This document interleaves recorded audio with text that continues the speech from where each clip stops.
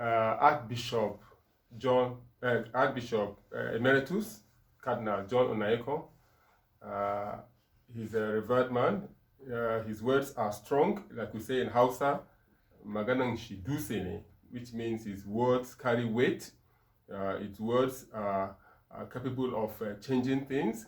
His words penetrate minds. His words, a single line he drops, the nation feels it, and they appreciate him and applaud him.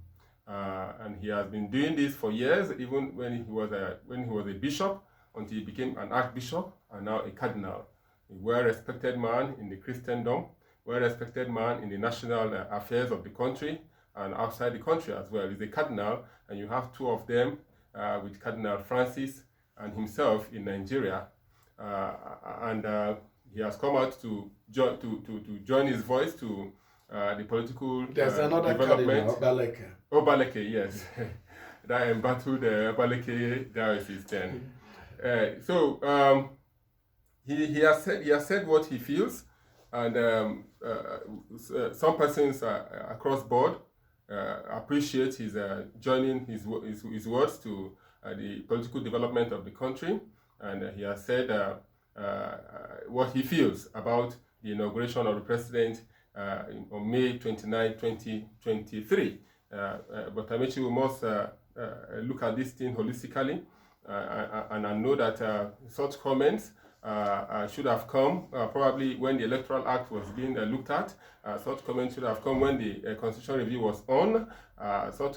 Some people will ask, where has he been? Where has he been since 1999 when we came to democracy? Every president elected has stayed some few days or a month before they were sworn in. Even a sitting president, Jonathan, that won in 2011, stayed a few days before his inauguration. Where has he been?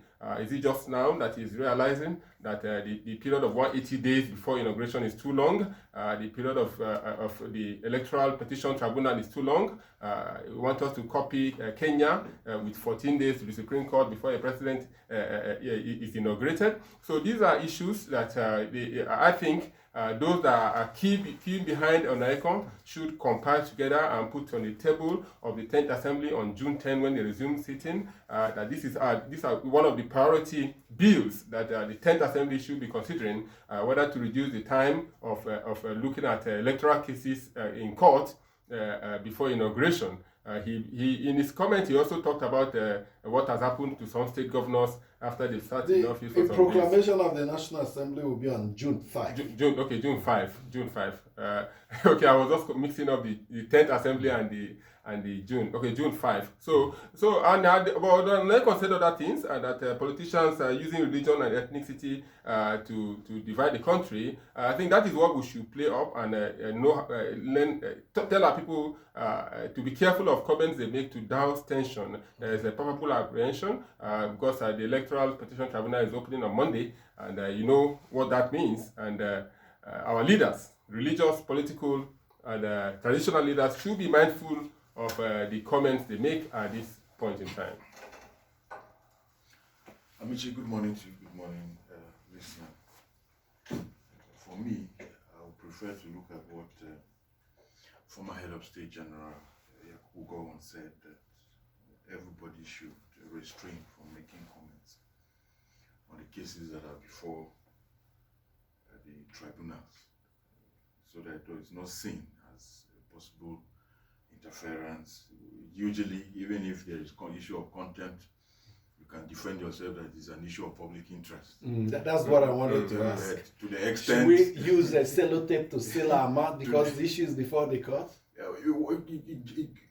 The details of the issues, definitely in one way or the other, because even when the president said, look, the opposition won because they were overconfident, depending on foreign, the opposition jumped and said, oh, that the president wants to interfere with the tribunal and all. So anything you say in one way or the other, people look at it from different perspectives. So let's allow the tribunal to do its job. And for Cardinal Onaiyekan, just like Abulu said, well respected.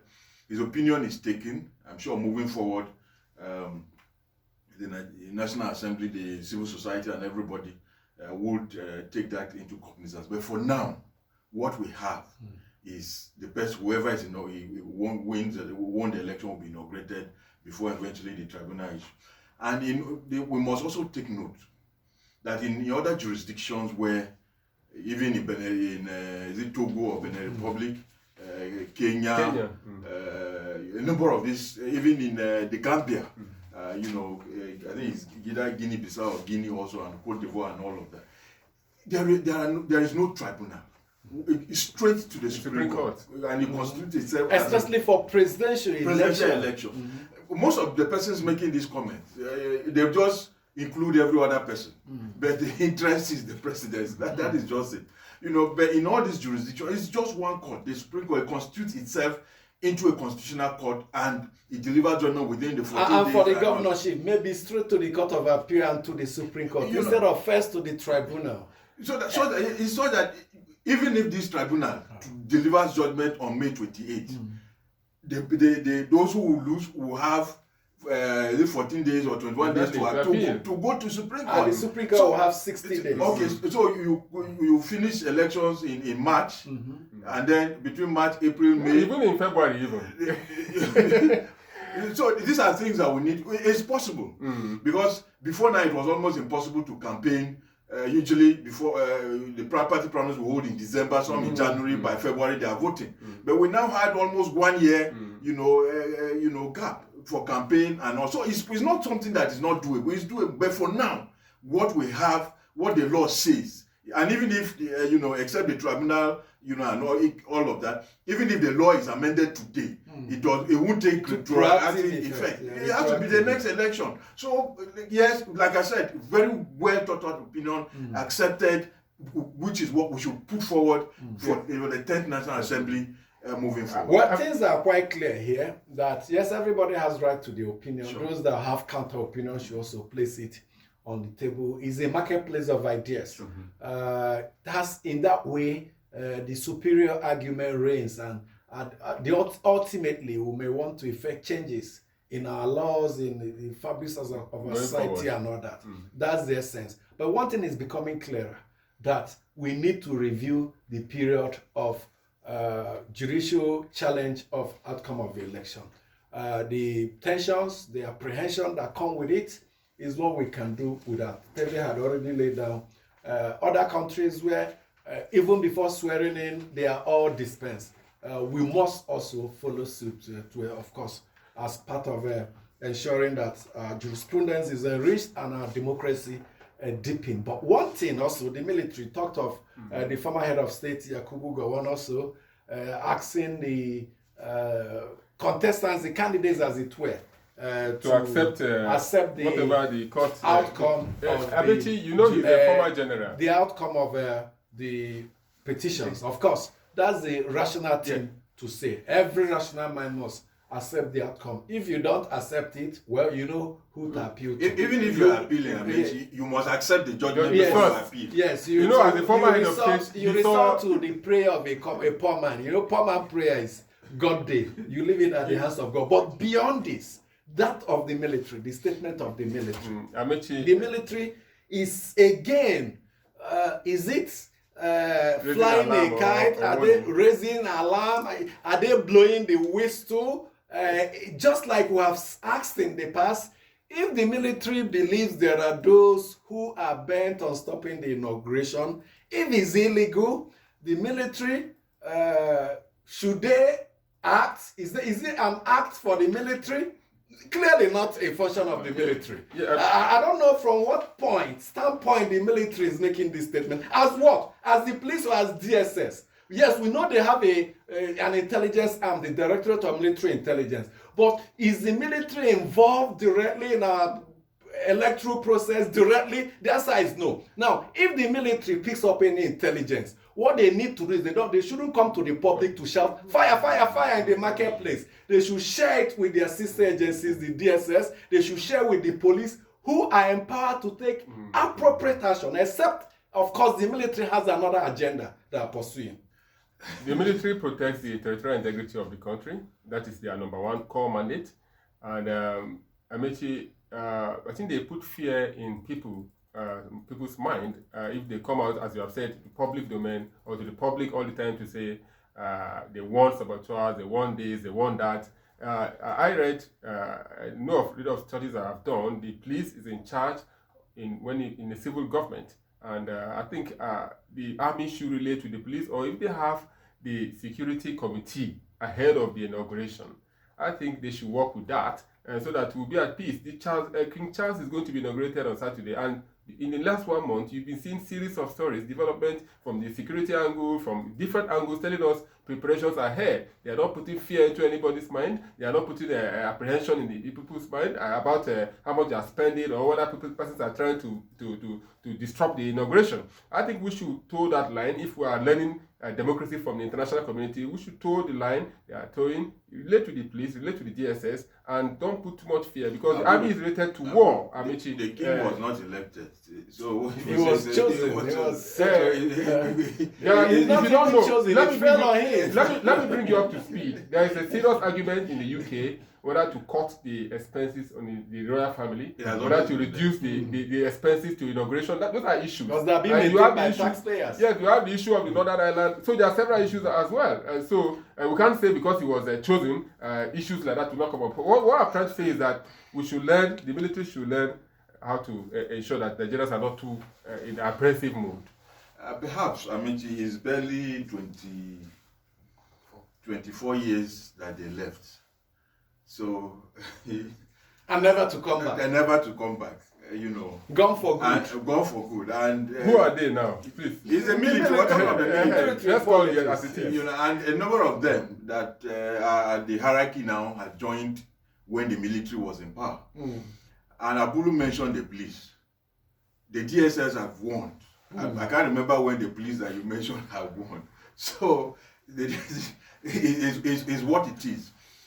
But just like we've always advocated, if there is actionable intelligence, it should be dealt with, in the way and manner that it should. But the security and intelligence community will also tell you when such warnings come, when such is a deterrent for some persons who are, having funny ideas, So are they imagining that some people have funny ideas, or did their intelligence tell them that some people have funny ideas? Because if they picked it, they should act on it. Actionable intelligence. They have intelligence you and I don't have. Don't also forget that it is the same military that they had said, okay, I think it was they said a retired Major General that was going to be brought in as head of the interim government. And until May 20, all this discussion talks, until May 29 comes and goes, they will continue, but it's good. It's good in a way that all of them are on an alert, to ensure that, the process is not truncated in any way. And perhaps we should also think of what happens in the US, where on the day of the inauguration of the president, once it is 12 noon, whether the president-elect and the vice president-elect have taken their oath or not, once it's 12 noon, automatically they are president of the United States. The oath they will take after 12 noon is just a ceremony. Because it's possible that we will have a person with very funny ideas that on that day... Is the military becoming speculative here? Now, if you have actionable intelligence, you act on it. That's what I say. Now, and I asked the question earlier, what is the business of the military in all this? In the inauguration, in our democratic process? They have absolutely no business. Their business have been cut out clearly for them by our constitution and by our laws. They should protect our territorial integrity. We have banditry terrorists ravaging. We have every other person. How much have they told us of what is going on there? Should they give themselves additional responsibility? Let's understand this. Just quickly. Just a minute. Let's understand this. The police, all of us agree, have failed. No, I don't agree. If they are not performing optimally. Okay, fine. They are not performing. So we brought in the military. If you count the number of states that we have military operations, helping civil authority, there are very many. There are very many. So we are the ones who brought them into the civil space.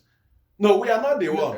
Who brought them? Perhaps the commander-in-chief. Who is the commander-in-chief not acting on your own mandate? The way acting on your mandate. But I feel it's envisaged that sometimes they come in if they come in, what is the extent of their role? Recall even during the height of terrorism, when Boko Haram was striking during the Jonathan administration everywhere, was there not a joint security operations that Bulu talked of? Who was taking the lead? Was it not the civil institutions who was briefing citizens every day, every week on against net? Was it not the person of the DSS? Did we see the military join issues? Yes, I think where the military is coming from, Amechi, the president is the commander-in-chief of the armed forces. It's their property to protect. And if they are sending warnings ahead of the inauguration of their property, is the commander-in-chief. You are not commander-in-chief. Even the vice president is not commander-in-chief. So the military has a role to protect the number one citizen of the country, because he is not only the president, but he is the commander-in-chief. So if you know the military hierarchy, you know that the top hierarchy has a full respect from the subordinates. So the president-elect, as it is now, is going to be the commander-in-chief. Potential commander-in-chief. So they need to protect their it's a constitutional right. It's a constitutional provision for the military. But quickly, Ayamechi, I think our legislators should take note of what Tebe pointed out in America. I think we should also have time. Once it's 12 noon or 3 p.m., we know that Bola Tinubu is already president. Yes, whether he has been inaugurated or not. Whether you barricading his way whether I go to house number 10 or not. But again, if we must, for the optimum time, advise our security agencies, stop blowing the whistle. Do the work for which you're paid to do. Allow citizens to blow the whistle. We gave you arms. We say we don't own arms. We gave you monopoly over the use of arms. Intelligence, use it. Allow us to blow the whistle, and when we blow it, you take it off from there, and not to reverse the rules. Let's share some of the emails we have sent to our platform.